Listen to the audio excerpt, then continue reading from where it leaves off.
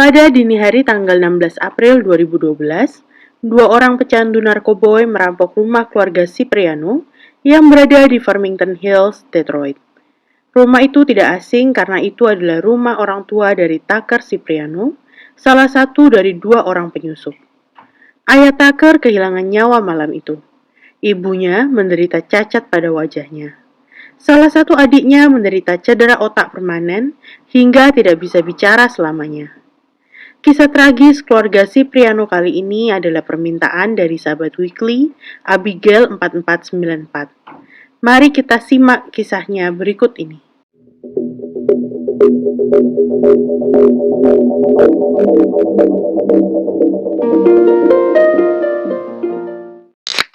Robert dan Rosemary Cipriano adalah pasangan suami istri dan orang tua panutan. Rumah tangga mereka harmonis dan keempat anak mereka tumbuh dengan baik.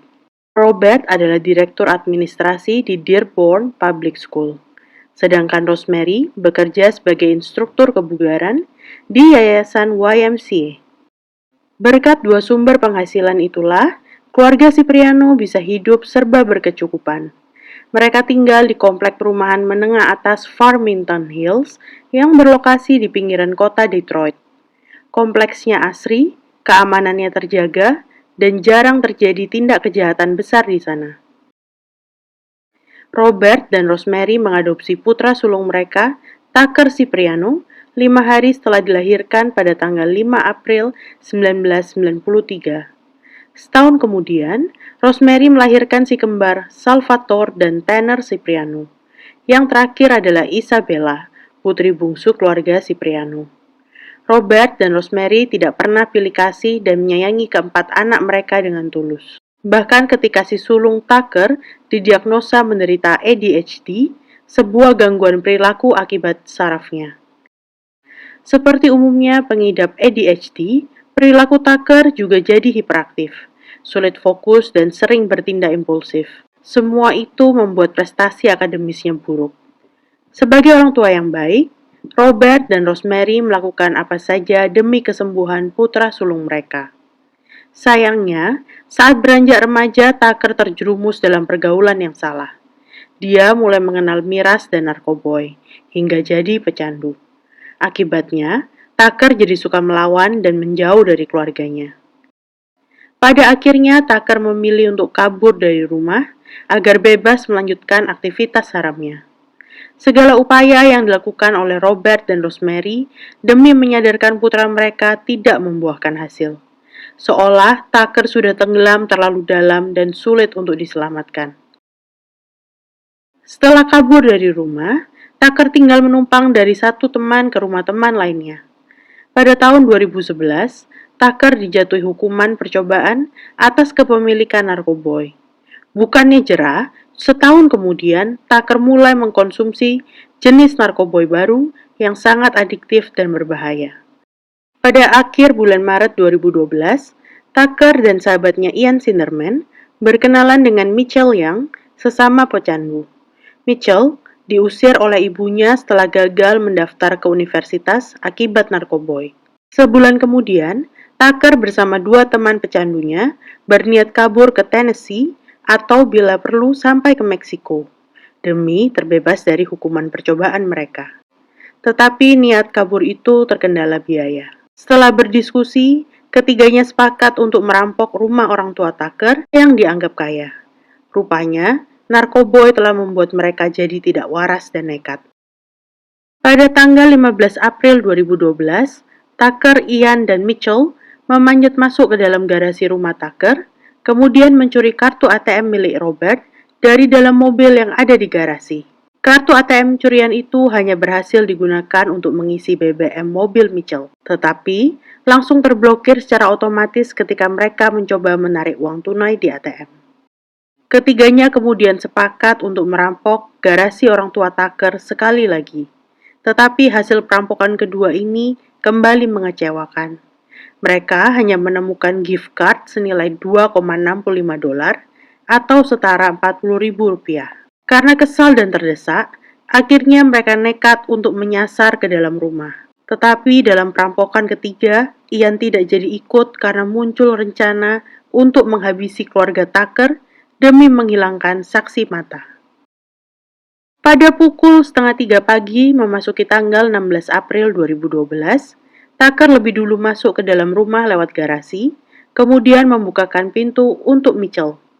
Kehadiran keduanya membangunkan Amy, anjing keluarga Cipriano, yang langsung menggonggong keras hingga membangunkan semua orang di dalam rumah. Robert segera turun ke dapur untuk memeriksa keadaan, dan menjadi yang pertama kena sasaran tongkat baseball bertuliskan Easton yang diayunkan oleh Tucker dari arah belakang. Disusul Rosemary dan putranya Salvatore yang berusaha menghentikan serangan ke arah Robert. Tak lama, Isabella muncul membawa tongkat baseball bertuliskan Quest, berniat hendak memberikan tongkat itu kepada ibunya agar bisa melawan. Tapi Mitchell lebih dulu merebut tongkat itu yang langsung diayunkan ke arah Rosemary dan Salvatore hingga tak sadarkan diri. Sementara itu, Tanner yang sedang bersembunyi di lemari di kamarnya segera menghubungi saluran darurat 911 untuk meminta pertolongan. Dengan suara gugup, Tanner mengatakan dua penyusup tadi sedang mencari keberadaannya.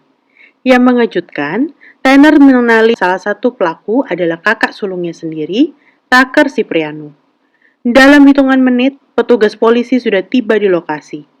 Kedatangan mereka disambut Isabella yang berlari ketakutan keluar rumah mencari perlindungan. Mitchell dan Tucker yang sadar akan kehadiran polisi langsung berusaha kabur dari TKP. Mitchell yang berhasil ditangkap di tempat, sedangkan Tucker berhasil kabur lewat jendela di belakang rumah. Tetapi hanya dalam hitungan jam, polisi sudah berhasil menangkap Tucker di rumah kekasihnya. Akibat insiden itu, Robert Cipriano meninggal dunia, sedangkan yang lain selamat meski mengalami cedera. Rosemary Cipriano menderita cacat permanen pada wajahnya. Kembaran Tanner Salvatore kehilangan sebagian kemampuan otaknya dan jadi tunawicara. Sedangkan Isabella dan Tanner menderita trauma mendalam. Di hadapan penyidik, Tucker dan Mitchell saling melempar kesalahan. Tucker menuding Mitchell sebagai otak di balik insiden itu, sementara Mitchell sebaliknya. Keterangan yang diberikan oleh keduanya selama interogasi terus berubah-ubah. Pada akhirnya, Tucker Cipriano bersedia menerima kesepakatan setelah dibujuk oleh adiknya Tanner. Dalam kesepakatan itu, Tucker tidak membuat pernyataan bersalah, namun mengizinkan pengadilan untuk memberinya hukuman yang setimpal atas dakwaan pembunuhan berencana dan perampokan tingkat 1. Pada tanggal 24 Juli 2013, Tucker Cipriano dijatuhi hukuman seumur hidup tanpa kemungkinan bebas bersyarat. Sementara itu, Mitchell yang mengaku tidak bersalah atas 5 tuduhan terkait penyerangan keluarga Cipriano dan pembunuhan Robert Cipriano. Mitchell juga dijatuhi hukuman seumur hidup tanpa kemungkinan bebas bersyarat. Sementara itu, Ian Sinderman dibebaskan dan terhindar dari hukuman setelah menerima kesepakatan di mana dia memberikan kesaksian yang memberatkan selama persidangan Tucker dan Mitchell. Pihak kepolisian memuji Tanner Cipriano berkat keberaniannya menghubungi 911. 3 anggota keluarganya berhasil diselamatkan dan kasus perampokan segera terpecahkan. Rosemary sudah memaafkan Tucker dan tetap menjalin komunikasi dengan putra sulungnya di penjara. Bagaikan air susu dibalas dengan air tuba, sebuah peribahasa yang paling tepat untuk menggambarkan perbuatan Tucker kepada keluarga angkatnya yang tulus mengasihinya. Narkoboy tidak hanya merugikan bagi diri sendiri, tetapi juga menyakiti orang terdekat kita.